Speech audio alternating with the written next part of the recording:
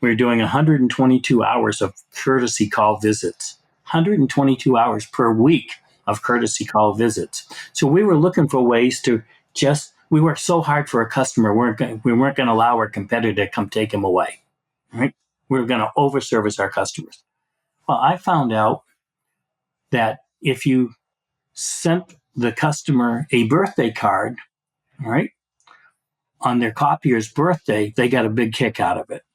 Yeah, and you're a professional salesperson. You're really good at it. And still, 3 out of 100, there's probably some other people that are really good at selling. How did you break through that first door? And then the second door, it's got to be pristine packaging, even if you make it that far. I mean, how did you get all the way there?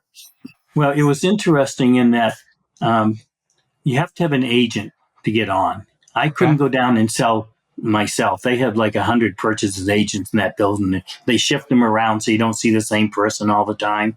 But we had an agent that saw the product, loved the product. Everybody at QVC had one on their desk eventually because we were I remember going on at 1:00 on a Saturday. And I went down 2 days early because they put you through classes. You can't say anything you want to. You have to just be there, And the host of the show is really the person, and I'm just like the color man. And I went down and I sat through the classes, and I remember telling my agent, I said, "Well, I'll see you tomorrow morning at 7:00. I'm going to get here early so I can really take everything in. I want to meet the other vendors that are coming in. So maybe I can sell to them." And so he says, "Well, you come in at 7." I said, that's kind of early for our, for the time slot that we have. I don't think you want to. And I go, "Well, it's only like 5 hours before." And he goes, "You're at 1:00 in the morning." Okay. It's like past midnight.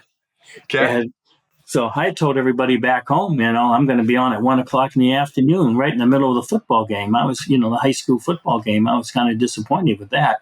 But when I found out they were 1:00 in the morning, because that's when techies look at the screen. Right? Well, the guy before me sold laser cartridges, and he sold like $15,000 worth of laser cartridges in 7 minutes. And I'm thinking, oh my gosh, if we can just sell $15,000 worth of these, oh my God, that would be awesome. Well, we actually sold $56,000 in 7 minutes. And I mean, everybody loved them. That's what started our run on QVC. Oh man, super cool. Was that your only product on QVC? That was the one right there? We came up with another one. We came up with a glass mouse pad that fed into a unit so that you could personalize or customize the mouse pads. So that was another one that we did. Wow. So from copiers to entrepreneurial, widgets, mouse pads, and mouse equipment on QVC. Yep. You got the entrepreneurial bug. What came next? Well, what came next was, now, when I ran my copier company, I wanted to make it really unique. You got to remember, initially I had 2 salesmen and a serviceman, right? Okay. Well, what do we do with Ronnie? He was the serviceman, because servicemen can't sell, right? They don't want to sell. They're not good at selling, right? So I said, well, we'll have Ronnie go visit our accounts. If we found a customer that would buy toner from us or paper from us, or maybe even a machine, right? We'd have him go visit them every single week. So I'd have Ronnie go visit every single week, every single client, right? When we actually ended up selling the business 20 years later, whatever it was, we were doing 122 hours of courtesy call visits, 122 hours per week of courtesy call visits. So we were looking for ways to we worked so hard for a customer, we weren't going to allow our competitor to come take him away, right? Okay. We were going to overservice our customers. Well, I found out that if you sent the customer a birthday card, right, on their copier's birthday, they got a big kick out of it. So I would go to places like Staples, buy birthday cards, and send them to the copiers, not to the people. Can you imagine the decision maker sitting at his desk? He gets a card in the mail, says happy birthday, and he opens it up and says, your copier is 3 years old today. You might want to think about replacing him. Well, I started doing that And that was just, I mean, the customers loved that type of thing. And I was the only person doing it, right? So when I moved to Arizona and I joined a country club, that was one of my goals. All right, join a country club out here. And I found out that I didn't play golf well enough that I even wanted to play every day. Oh, So, okay. all right. So I said, well, I remember that greeting card thing that I did for our clients back in Maine. People loved it. I'm going to start a greeting card company. So I started a greeting card company. I found a graphic artist out here, right? We developed a line of greeting cards. They were so unique. They were so good, right? That I made a call on PetSmart because they're located out here in Phoenix.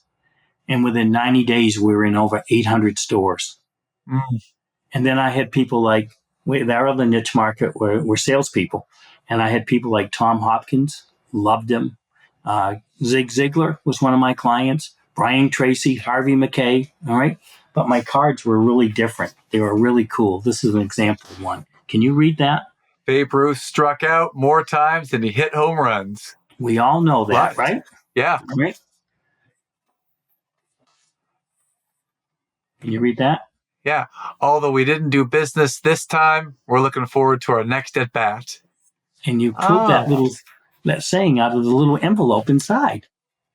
And that's what made us so unique. I mean, the little envelope. Like, here's another one. Okay. Don't worry about wrinkles. It's got a Shar-Pei puppy on it. Big wrinkle dog. I don't. Okay. I don't. And on the inside, there's another envelope. And it says, happy birthday. Happy birthday. Huh. So, I mean, we designed cards, greeting cards, for salespeople, right? And I had fun going to businesses and finding the salespeople that believed in customer retention and selling them our greeting cards to them so they could give them to their clients.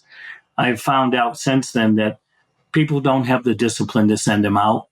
All right. Found out there was a network marketing company already involved that sent cards. And I said, you got to be kidding me. There's a company out here and I didn't have to create them, design them, accounts payable, warehouse them, all the stuff that I was doing. There was a company that already did all that.